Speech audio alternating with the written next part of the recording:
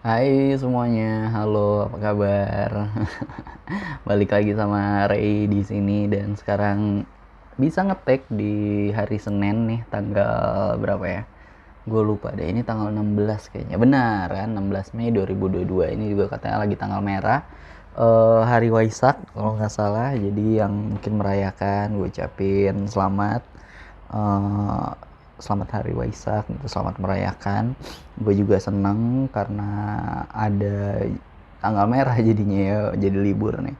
Masih di tempat kemarin gue ngetek di ruang recording ini ya, kayak studio, keren banget. Cuman tadi kayak gue pengen nyoba nih pakai mixer sama micnya, cuman kayaknya nanti dulu deh ya. Udah kayaknya udah bisa tadi. Terus gue bilang, ternyata tempat materi gue di laptop. Wah, nggak bisa deh, udah deh nanti aja deh, masih pakai cara yang lama aja deh. Ini kan tadinya kalau misalnya gue jadi ngetek di tempat yang ini kan yang biasa kemarin, apa namanya, gue bisa searchingnya di komputer yang sini kan. Cuman gue bilang, oh iya, gue biasanya nyari kan pakai Instagram gue, Twitter gue, nanti login lagi gitu kan, belum nanti nge outnya. Terus sekarang sekitar udah jam setengah 4 sore, karena setengah 5 sore gue biasanya kan mau jogging kan. Ini juga tempatnya di tengah kota, jadi gue pengen coba nanti jogging gitu di tengah kota gitu. Semoga jalanannya bersahabat ya, kalau macet jangan sampai tabrak-tabrakan deh, atau di trotoar bisa lari. Kayaknya gue cuma mencoba juga sekalian nyari suasana baru gitu kan, nyari tempat jalan apa lari yang baru, rute baru gitu. Semua gimana kabarnya? Semoga pada sehat. Kalau yang lagi sakit semangat. Harus percaya lu bisa sehat. Jangan anggap lu sakit-sakit terus.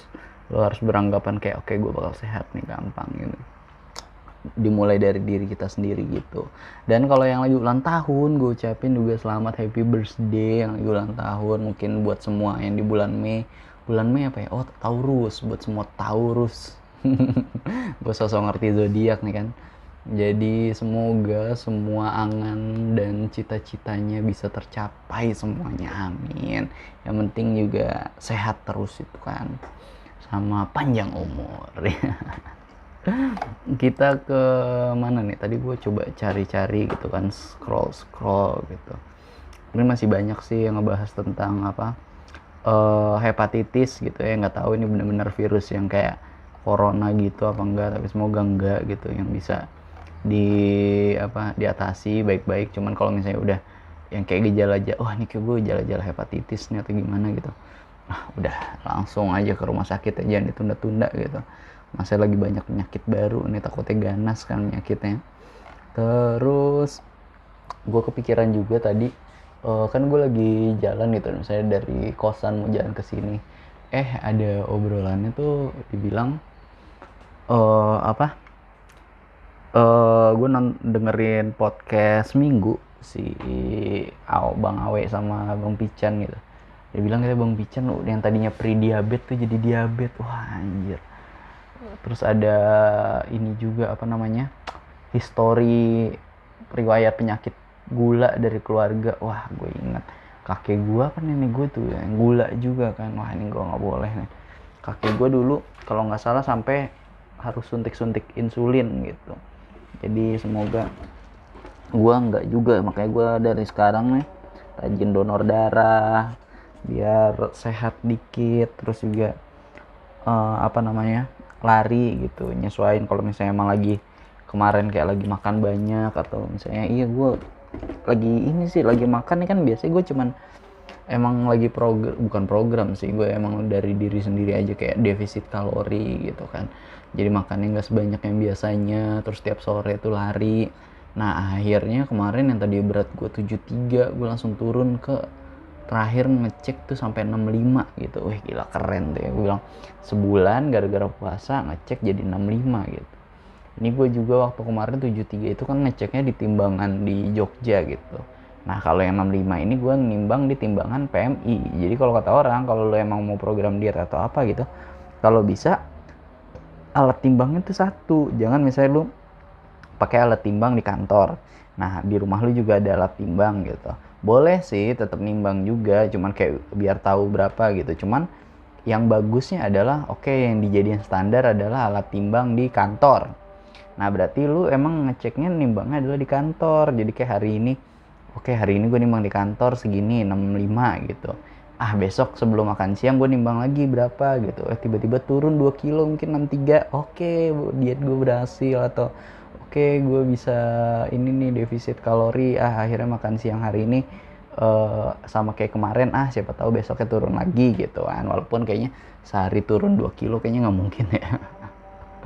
Kayak gitu. Ini udah azan, cuman kok suara azan dari luar bisa masuk juga, padahal ini udah kayak ruangan studio gitu loh. Emang yang kayak dinding-dindingnya tuh udah pakai apa, pakai peredam gitu.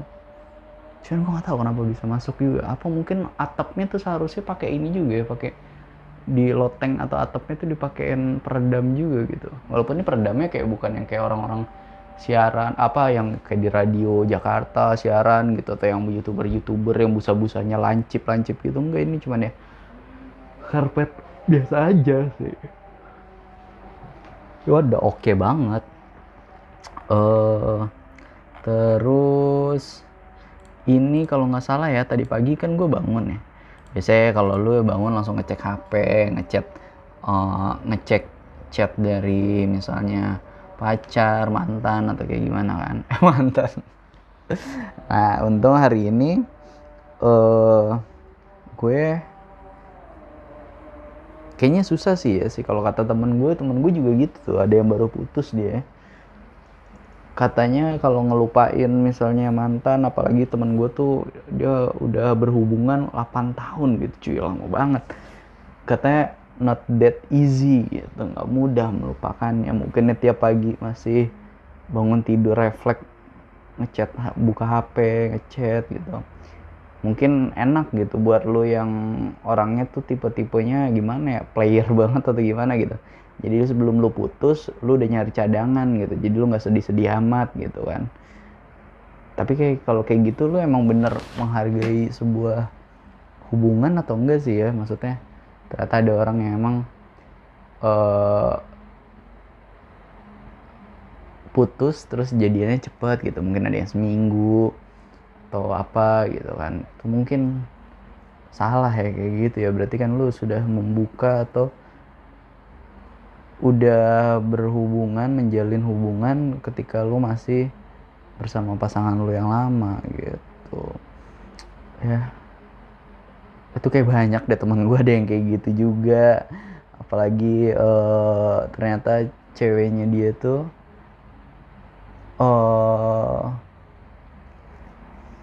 gue nggak tahu siapa ya, udah jadian juga apa enggak gitu. Cuman ya seharusnya gue nggak boleh ngomong sih, karena gue cuman tahu ceritanya dari teman gue gitu, misalnya dari satu, which is gue cuman tahu cerita dari satu sisi gitu. Enaknya sih gue bisanya harusnya tahu tuh dari both of side gitu, jadi tahu dari versi yang cowok, versi yang cewek juga gue tahu ya. Cuman gimana lah kalau misalnya lu ini ya, kalau lu misalnya pasti ada tuh kayak gini nih, apalagi gue pernah nonton juga kalau misalnya di kayak How I Met Your Mother atau misalnya di series gitu Friends and the Others yang kamu nonton, mungkin hampir sama juga gitu. Kalau misalnya ada pasangan yang putus gitu di pertemanan lo atau di circle lo, pasti tuh nanti kayak circle tuh kebelah bagi dua gitu, kayak yang cowok ya keep sama yang cowok juga, yang cewek juga ya sama yang cewek. Atau misalnya kalau ada yang cewek tetap stay sama yang cowok, tetap ngedukung yang cowok, nggak ngedukung yang cewek. Kasian juga yang ceweknya udah nggak punya siapa-siapa lagi gitu. Kalau misalnya temannya nggak banyak ya, yang gue tahu sih gitu ya. Gue juga paling nggak suka sih gitu ya kalau misalnya lu di tongkrongan gitu, terus di dalam suatu circle-nya udah enak nih, please jangan ada yang inilah, jangan ada yang pacaran ngegebet atau gimana gitu, kecuali lu serius bener-bener ya udahlah, yuk langsung aja kita lamaran atau gimana gitu. Kalau lu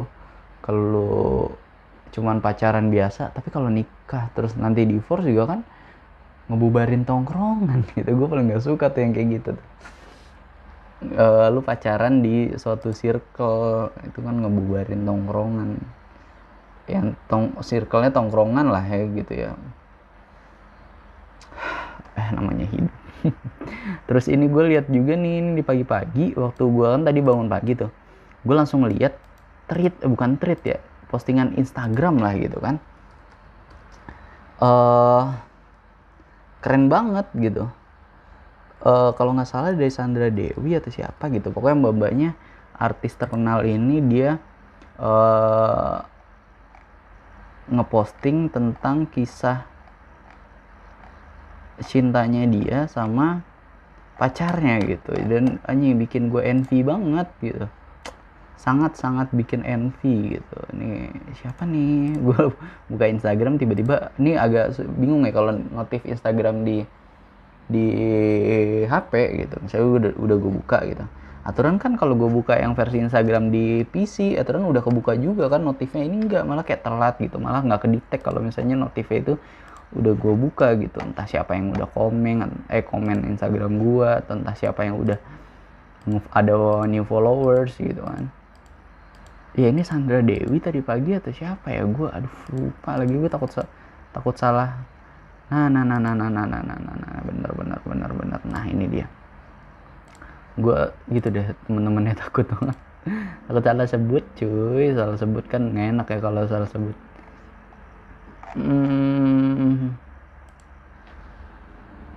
Ini adalah ceritanya benar Sandra Dewi gitu. Jadi gue coba gue sampein lagi, tapi tanpa gue ngebaca ya. Jadi gini, ada yang nanya, kan mungkin artis-artis gitu ya, siapa tahu lagi buka Q&A atau gimana gitu kan, wajar ya. Terus ada yang nanya nih, kalau suami secuek Pak HM ini adalah suaminya Mbak Sandra Dewi, apa Cici suka merasa kurang disayang gitu. Jadi ini keren sih, ini yang orang lain lihat, oh ternyata cuek gitu, ternyata di sini istrinya bilang ke fans-fansnya atau ke banyak orang, dia tuh nggak cuek sebenarnya, jadi suaminya dibelain gitu loh, walaupun kenyataannya atau kayak gimana gitu. Jadi agak, gue nih cowok biasa ngeliat kayak gini envy gitu, ih anjir gue dibanggain ternyata sama, dibanggain gitu sama cewek gue gitu. Dan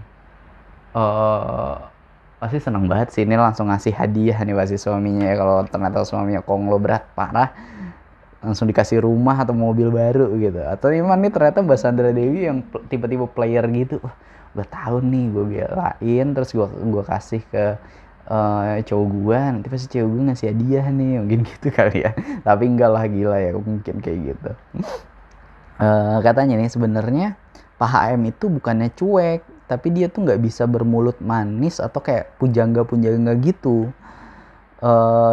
Saya sangat merasa disayang kok, karena dia itu sering beliin saya makanan yang saya suka, selalu kupasin. Wah nih langsung disebut semuanya, keren banget ya. Ini adalah yang menurut gue, apa ya, nunjukin rasa sayang tuh nggak kayak tiap hari beliin bunga gitu, atau tiap wih kamu ternyata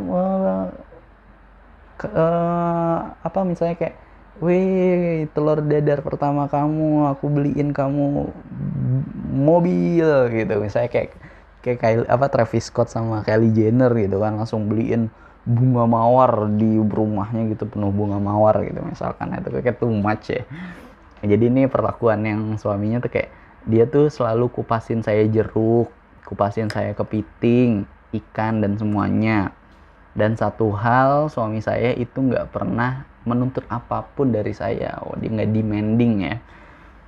Dia nggak nuntut saya buat masak, beres-beres, ngurusin anak ini itu. Hidup saya sangat bebas gitu, kayak ya udah lu mau ngapain aja nggak apa-apa gitu. Yang penting jangan aneh-aneh gitu ya, gitu ya kali, masih on track gitu. Kayak tiba-tiba lu jadi bandar narkoba kan masih what the damn hell gitu. Saya pernah tanya, si Dewi Sandra gitu nanya ke suaminya, kamu nggak apa-apa saya nggak bisa masak? Dijawab kayak, nggak apa-apa, bisa beli kok, daripada kamu masak nanti rumah kebakar. Jadi suaminya kayak, udah nggak apa-apa masak, beli aja, udah beli, cuman habis 500.000 deh, daripada dia masak tiba-tiba kebakar kan rumah, wah gila, bisa habis berjuta-juta, ber-mm gitu. Enggak, ini bercandaannya doang gitu. Tapi ada lanjutan ceritanya. Ini adalah dengan tulisannya tuh kayak ceritanya ada yang nanya lagi, cerita awal mula hubungan dengan Pak HM gimana sih Ci? Ini sih gue rasa mungkin kalau ada yang orang bilang ini mama marketing doang, jadi kayak ada yang buka Q&A tapi yang nanya lu juga gitu kan nggak ketahuan ya siapa yang nanya gitu, kayak di Aks FM zaman dulu gitu. Wih ada yang nanya, padahal mah yang nanya dia juga bilangnya anonimus gitu, kayak nanyanya kayak apa ya, lagi suka makan apa sih, yang manis-manis atau yang asin-asin gitu. Gue ini gue dulu nggak pernah bilang gitu loh, kalau lagi makan pengennya mau yang lagi manis-manis atau asin-asin gitu.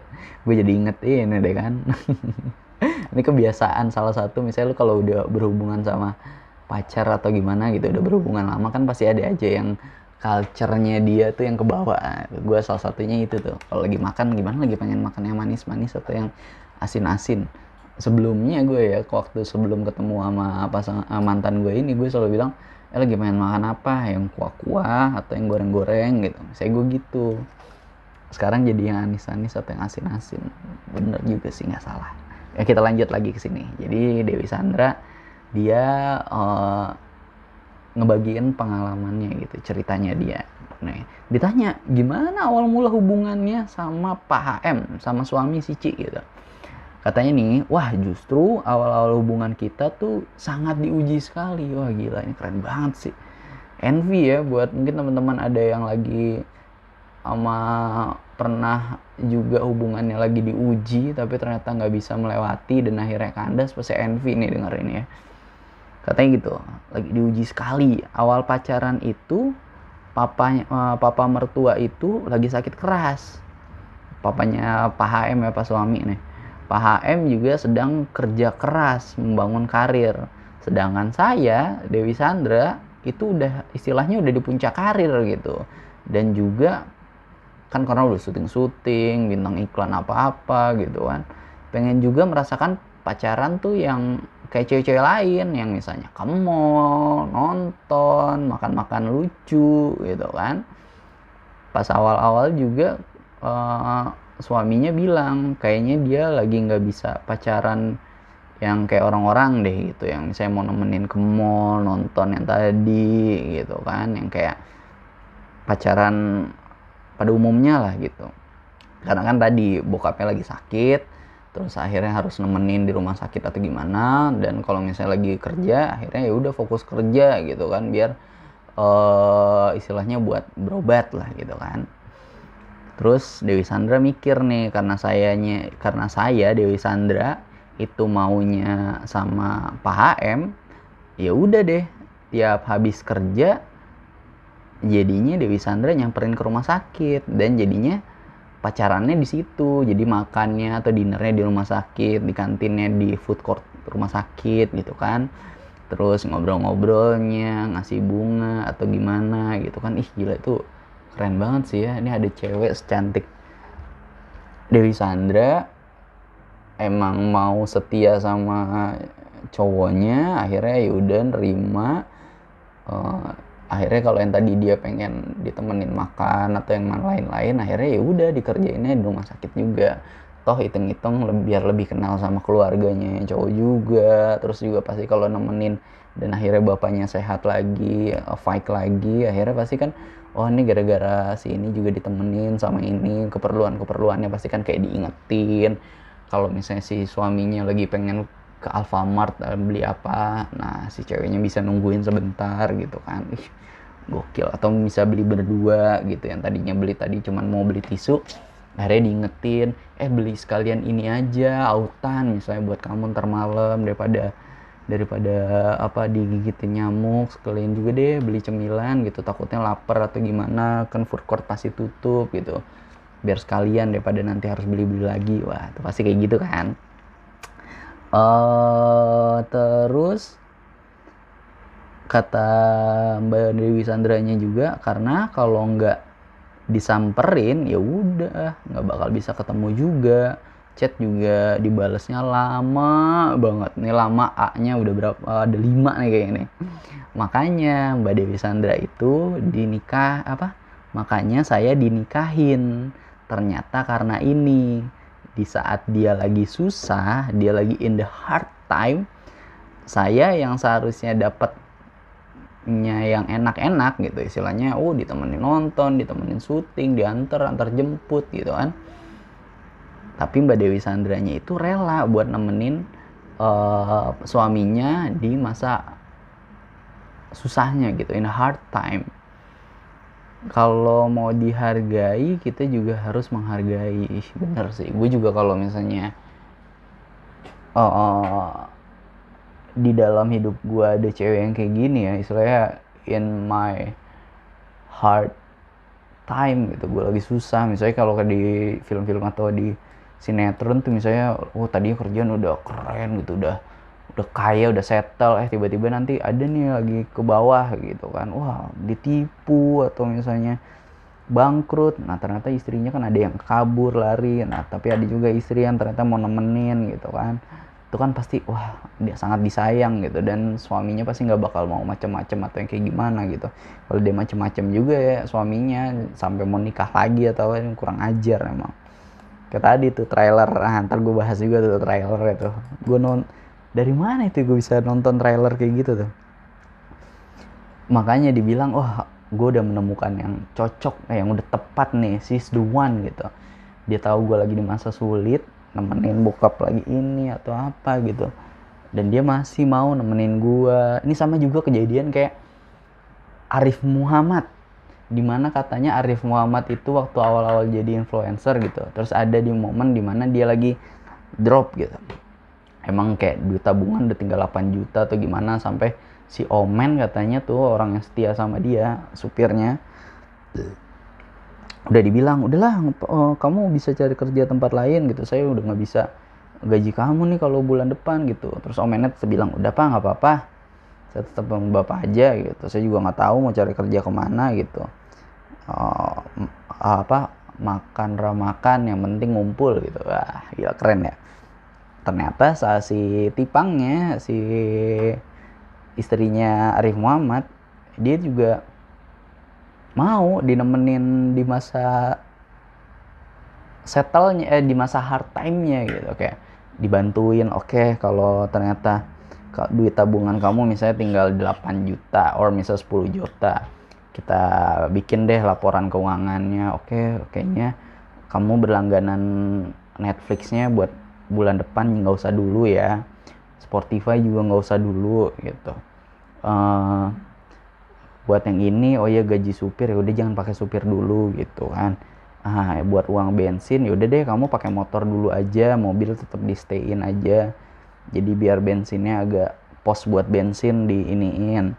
Ya udah kita masak-masak aja ya, kayak misalnya ini aja, kamu nggak usah makan keluar tapi makannya di rumah aku aja atau kayak gimana gitu. Emang dibantuin gitu sama Tipangnya di masa susahnya, maksudnya di masa hard time-nya Arif Muhammad gitu kan. Nah itu yang pasti ngebikin cowok kayak gue udah menemukan the one gue nih gitu. Itu keren sih, keren sekeren-kerennya. Lu kalau ketemu udah cewek yang kayak gitu atau pasangan lu kayak gitu, udah tanda ada Tuhan tuh. Nah tapi kalau misalnya pas lu lagi susah, lu yang ditinggal gitu, itu udah tanda juga dari Tuhan. Just move on and search for anybody else gitu. Itu menurut gue, ini menurut pendek gue aja nih yang gue tahu dari kebiasaan gue yang cuman scroll dan whatever gitu ya. Tapi gue nggak tahu nih, tadi pagi entah nggak ada angin nggak ada hujan, tiba-tiba gue nemu ginian gitu kan. Who lucky I am gitu kan, keren banget. Terus coba lihat ada lagi nggak ya. Kayaknya itu gue nemu di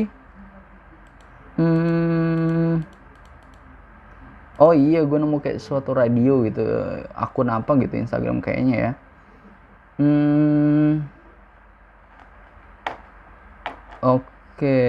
Ternyata nih gue bisa baca lagi gitu lengkapnya.